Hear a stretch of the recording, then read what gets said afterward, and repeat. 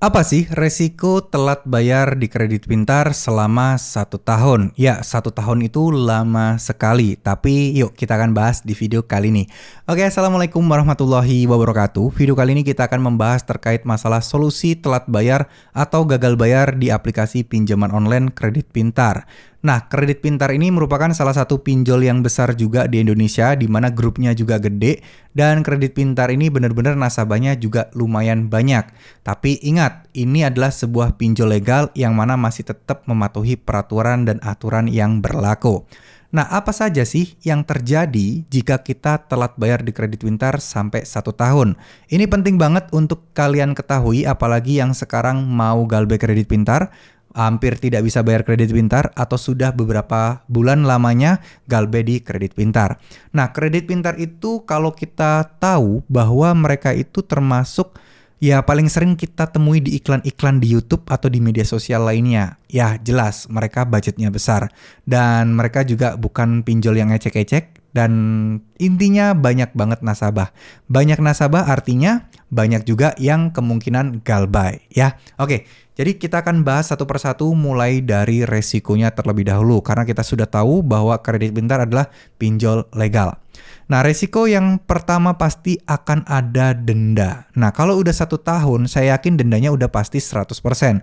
Ya mungkin ada yang beberapa yang belum, tapi kebanyakan sih pasti udah 100%. Setahun itu lama loh guys, lama banget. Dan apa saja yang akan terjadi ketika telat setahun, ya bunganya akan mentok. Gak mungkin bunganya akan terus bertambah sampai 2 tahun, 3 tahun, gak mungkin.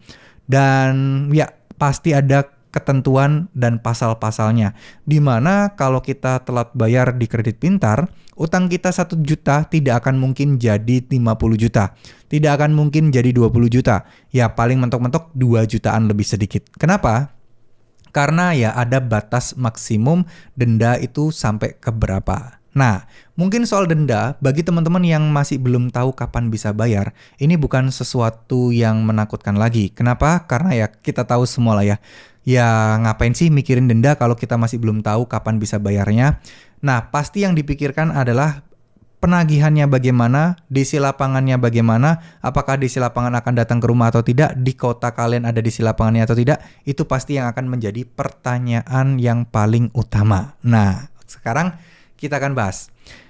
Masalah penagihan udah jelas, ya di telepon, di WA, di SMS, di email, sosial media itu kemungkinan juga terjadi dan yang pasti yang paling sering adalah di telepon.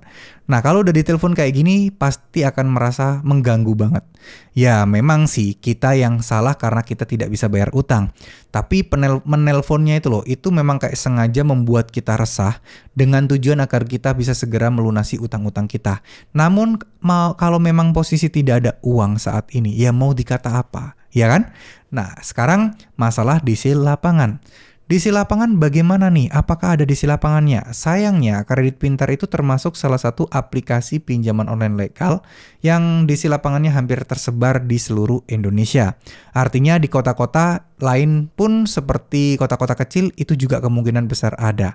Dan ya kita nggak bisa punya patokan, oh di kota ini ada jumlahnya DC ada berapa. Oh di sini ada sekian, nggak bisa kayak gitu. Yang jelas ada, tinggal nunggu giliran aja. Nah berangkat dari DC lapangan memang bakal datang dan ada untuk menuju ke rumah teman-teman. Nah teman-teman juga harus mempersiapkan diri, mempersiapkan mental dan juga tidak boleh takut. Karena ketika DC datang, teman-teman harus memberanikan diri untuk meminta kejelasan identitas dari DC tersebut. Artinya DC harus bawa sertifikasi, DC harus bawa surat penagihan, surat tugas, dan DC juga tentunya harus menunjukkan identitas. Cocokkan cross-check semua itu apakah namanya sama.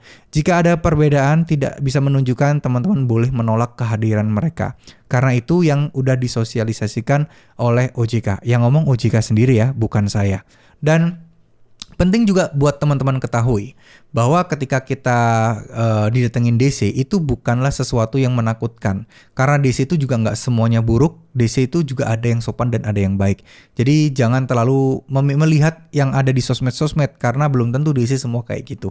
Dan maksud saya adalah nggak ada alasan buat kalian untuk takut ke DC sebelum memang menghadapi DC-DC-nya. Ya, ingat surat-surat mereka haruslah lengkap. Nah, sekarang bagaimana caranya untuk mengatasi masalah DC yang akan datang, mengatasi masalah penagihan-penagihan ke depannya. Jujur, untuk masalah penagihan seperti ini, kalau teman-teman memang saat ini posisi tidak ada uang dan nggak ngerti kapan teman-teman bakal bisa bayar, teman-teman posisinya adalah berusaha untuk cuek aja dulu.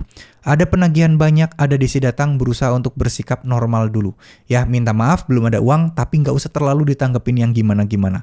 Karena ya percuma, mereka tidak akan mau dengar alasan kalian.